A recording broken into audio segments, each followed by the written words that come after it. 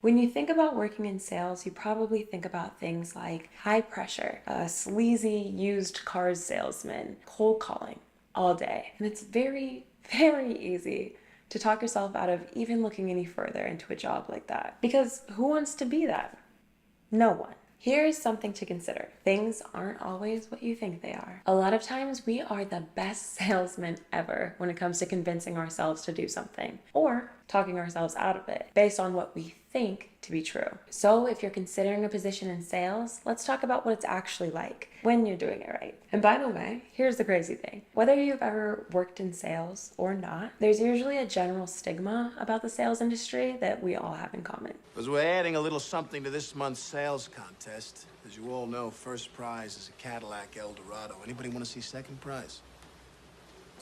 Second prize is a set of steak knives. Sales reps that work with us and people that haven't think the same things before they go into their interview. See, personally, I thought that sales was going to be this big professional suit and tie, going door to door knocking and calling random people that you didn't know. They're going to have you selling butcher knives out the trunk of your car, allegedly. Now, the second person that you just saw is what we like to call a heard it. They're people who have heard about vector marketing and have made assumptions on different parts of the business, whether it's how we actually conduct business or how the pay works or, something else. A lot of these heard-its have a lot of extra time on their hands because they're not working. So they can record a 12-minute video about a company with which they've never interviewed.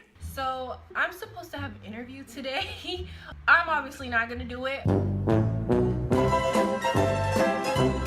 So if the heard-its are people who are claiming to be experts, who are the people who actually know what they're talking about? We call them tried-its, like Tyler, who you saw in the first clip. Working with Cutco and Vector has been, you're doing demos for people that you actually know, and then you kind of branch out with people that you kind of know. And it's really nice just kind of being able to catch up with family and people you haven't really talked to in a long time. And it's honestly a lot more than just the sales. It's the personal relationships you build and almost the network that you build too. It's really all around pretty great. It's common to think that working in sales is just a transactional relationship where you're trying to make the most money possible because that's how sales is portrayed in TV shows and movies. Third prize is you're fired. And not only that, but people might think that they're selling an inferior product, that will break or won't work correctly. I thought sales was going to be the same thing that happens when you go and try to buy a car.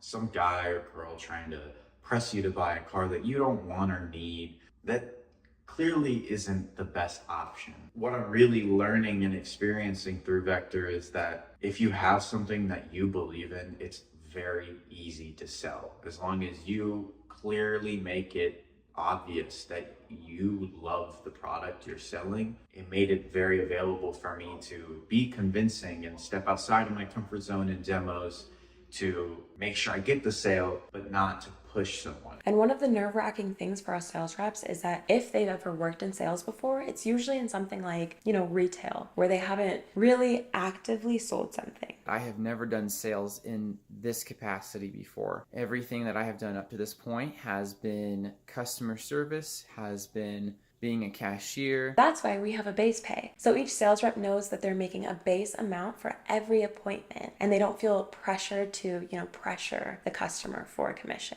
The thing that caught my attention about this job right away was the flexibility, and also on top of that, the fact that there was a base pay involved and that it was aside from commission. You've sold yourself on why you should or shouldn't do things your whole life. When you sell yourself to do something, it's interesting. You never have to look back and think, what if, right? That only happens on when you sell yourself why you shouldn't just go for it. So if you're considering scheduling an interview with Vector, why not just check it out and see what happens, like the Tridents did? I took the risk and it ended up great, so. The worst thing that could happen is you don't and end up asking, what if?